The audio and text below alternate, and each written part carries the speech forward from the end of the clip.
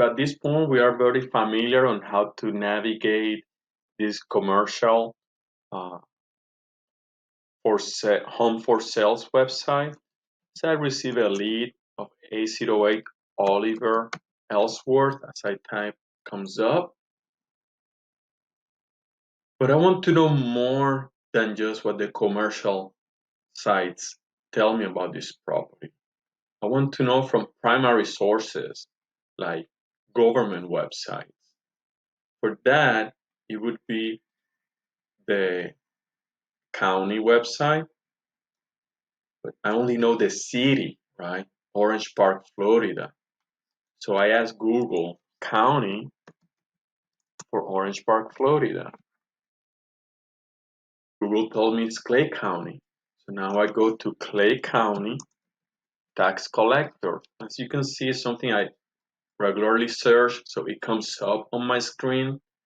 I suggest you create folders and save these frequent visited websites because you're gonna refer to them over and over as primary sources. Okay. Then once I'm on the website, we simply use our logic and navigate. This is something can be done with any of the counties throughout Florida, but also statewide. Many states have our disclosure states. I know that top of my head, California, New York, I believe Chicago are non-disclosure states, but the majority of our 50 states, they disclose this type of information. So just by using our common sense, I here can read something here about taxes. So I click there. We read briefly, tell us all the information, particularly of this website. I go to the property appraisal's office, and I continue using my common sense, my logic. Okay, I scroll down, I see a property search, seems to be a good place to start, and boom, there we are. We can search a property by owner, by location, by the parcel number, but in this case, I have the address. That's all I need, the street address, right? Simply copy and paste, search that property location, it actually comes up, and here we go. We know that this property, which by the way, once I did the search, showed me is contingent. But contingent means someone has, or one or various people have presented some offers on this property, and it's up to the seller to accept those offers. That does not mean that offers can continue being put for purchase. Very likely someone has already locked this property. Going back to the county, we see here definitely shows the property. It's pretty straightforward as far as information that give us. The owner's name is Carla Armstrong. Okay. Ms. Armstrong owns this property since it was built in 1992. So Ms. Armstrong seems to own this property at least since 1996. Okay, we can see that here, right? So it's also telling me the grantor is a Veterans Affairs, so a VA loan. The grantee was to her, to Armstrong, Winfrey, and Carla. What happens here, at some point there's a quitclaim deed, perhaps due to a probate or a divorce, or somehow then now Mr. Winfred gives the property only to Miss Carla Armstrong. And we can see that history. We want to access that deed, can open that in new tab. Like I mentioned, this is all public records. Everyone should have access to this. I don't have a specials accounts. I don't have any type of privilege or nothing, okay? This is very straightforward from each county websites on the state of Florida and many other states.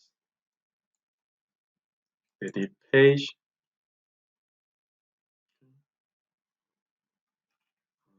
If you're interested, you can read through that, of course.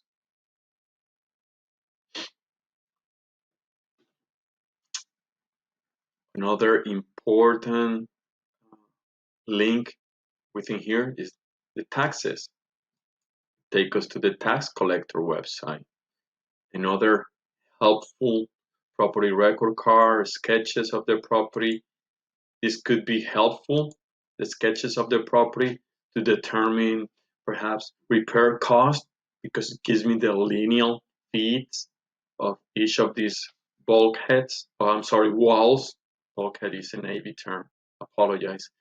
36, the left wall, 52 feet, the right side wall, 114 total. No, that cannot be. I think there's something. Probably 114 has to do with something else. But if we add all these numbers, we come up with the square footage, which it tells us is 1,942. So that's the advantage of the sketches. Now going back to the tax collector site that I accessed through this link, we can see if these owners have or not paid their taxes. If it's paid, the amount due is always zero. Tell us the amount they pay for taxes. Very likely they receive homestead exemption. Please read more about homestead exemption if you need clarification what that consists. Something to keep in mind with this taxes code, we can also use for our analysis, but most landlords as investors, they don't benefit from homestead exemption. Homestead exemption is only for our primary residence. So that's something we should take into account when we're calculating annual taxes. We should increase that number. Personally, I do between a 30-35% increase just to be conservative. It could be more, right? Just to be somehow increase that number by another 35-30%. But that's pretty much the tax collector website information gave us. You can continue clicking any link you see to see prior years, have an idea of the trends, right? 2019, 2018, 2017, and so on and so on. But very helpful, very good to understand all the particulars of this public information access. The other thing I like the property appraisal websites is because tell me a building value, right? What the city thinks is the market value, the building value, right? Sometimes as wholesalers, these are baseline numbers that could help us logically show facts why we're coming with certain purchase price. Not that should be the driving factor, but it's something that can help as we negotiate with the homeowners.